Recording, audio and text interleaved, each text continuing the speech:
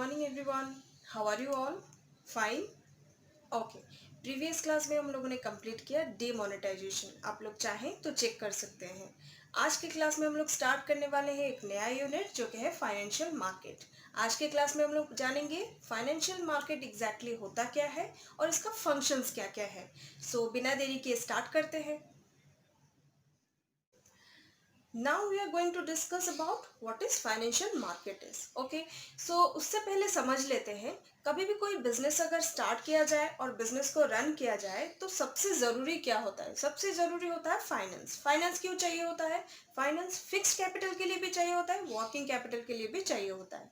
Fix के लिए क्यों चाहिए होता है? फिक्स कैपिटल से हम लोग क्या कर सकते हैं? फिक्स्ड एसेट खरीदते हैं, जैसे कि प्लांट हो गया, मशीनरी हो गया. और वर्किंग कैपिटल क्यों चाहिए होता है? वर्किंग कैपिटल चाहिए होता है डे टू डे पेमेंट जो करते हैं हम लोग, जैसे सैलरी हो गया, आपका रेंट हो गया, और जो डे टू डे एक्टिविटी होता है उसको अच्छे से प्रॉपरली रन करने के लिए आपको वर्किंग कैपिटल की ज़रूरत होता है.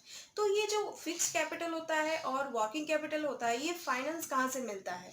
ये फाइनेंस मिलता है फाइनेंशियल मार्केट से. ओके, सो फाइनेंशियल मार्केट कहाँ से लाता है? जहाँ से सरप्लस मनी उसको मिलता है. सरप्लस मनी जिन लोगों के पास होता है उनसे निकाल के बिजनेसमैन को फाइनेंस प्रोवाइड किया जाता है, जिनके पास आइडियाज रहते हैं, जिनके पास प्लानिंग रहता है बिजनेस को रन करने के लिए, लेकिन उनके पास फाइनेंशियल रिसोर्सेज की कमी होता है.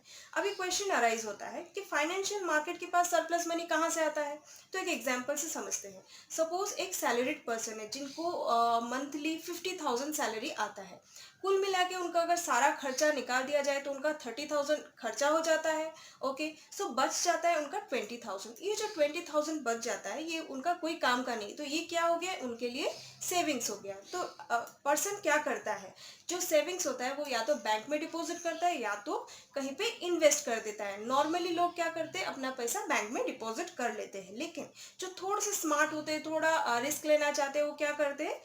सिक्योरिटी मार्केट में इन्वेस्ट कर लेते हैं. ओके, सो ये जो पैसा है, ये जो सरप्लस मनी लोगों के पास है, यहाँ से निकाल के जिनको ज़रूरत है, जिनको रिक्वायरमेंट है, जैसे कि बिजनेसमैन है जिनके पास आइडियाज़ है, प्लान है, लेकिन पैसे की कमी है, उनको प्रोवाइड किया जाता है. और ये काम कौन करता है? ये काम करता है फाइनेंशियल मार्केट. ओके, ये काम होता है फाइनेंशियल मार्केट का. तो अभी जानते हैं क्या क्या फंक्शंस है फाइनेंशियल मार्केट का. Our first point is mobilisation of savings and channelising them into productive uses. Mobilisation of savings का मतलब क्या होता है? Flow of fund. फंड का अगर फ्लो नहीं होता है तो इकोनॉमी स्टॉप हो जाता है. इसका मतलब क्या होता है? अगर हर कोई अपना जो सेविंग्स होता है उसको घर में ही जमाए रखे, उसको बैंक में, ना तो बैंक में डिपॉजिट करेगा ना तो कहीं पे इन्वेस्ट करेगा, तो उस पैसे का कोई वैल्यू नहीं रहेगा, उस पैसे से कोई बेनिफिट नहीं मिलेगा.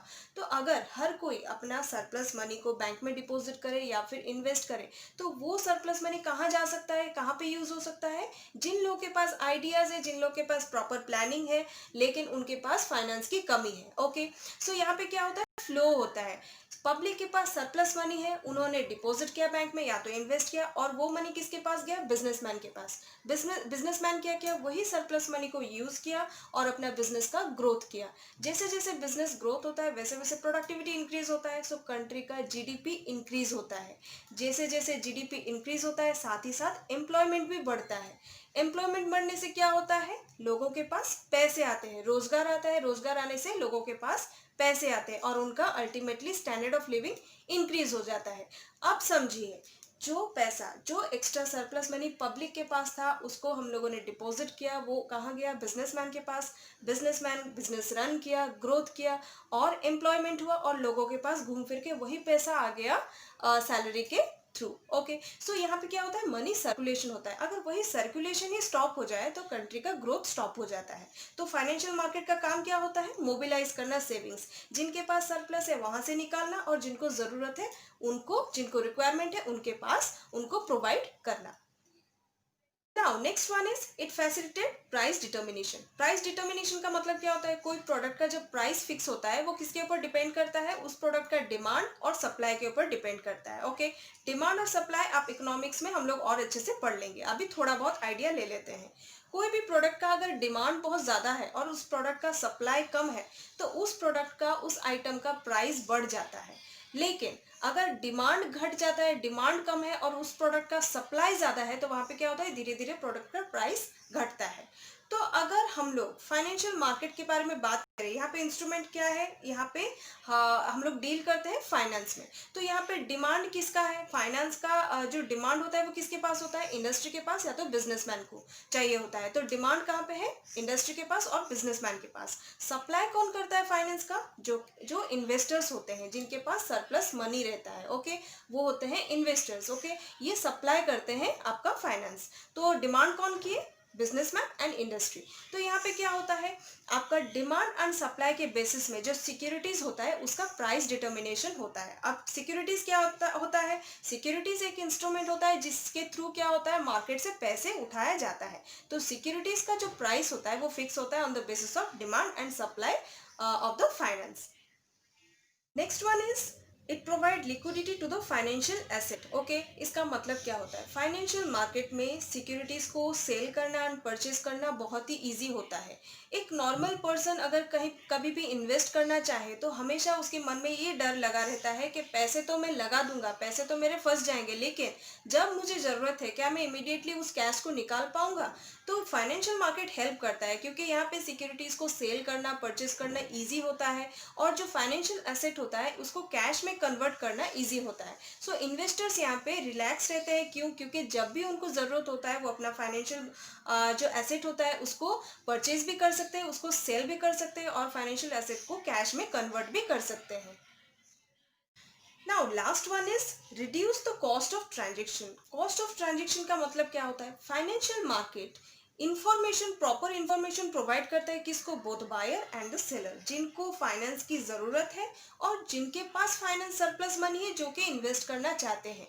प्रॉपर इंफॉर्मेशन प्रोवाइड करता है। यहाँ पे क्या होता है, ना इन्वेस्टर को सोचना पड़ता है, ना सर्च करना पड़ता है कि हम क्या करें कहाँ करें, और ना ही जो जिनको रिक्वायरमेंट है उनको ज़्यादा मेहनत करना पड़ता है कि हम कैश कहाँ से उठाएं या फिर फाइनेंस कहाँ से मार्केट से कैसे उठाएं, क्योंकि प्रॉपर इंफॉर्मेशन यहाँ पे कौन प्रोवाइड करता है, फाइनेंशियल मार्केट, ओके। सो यहाँ पे क्या होता है, सेव होता है टाइम, मनी एंड एफर्ट दोनों का, बायर एंड सेलर का, ओके।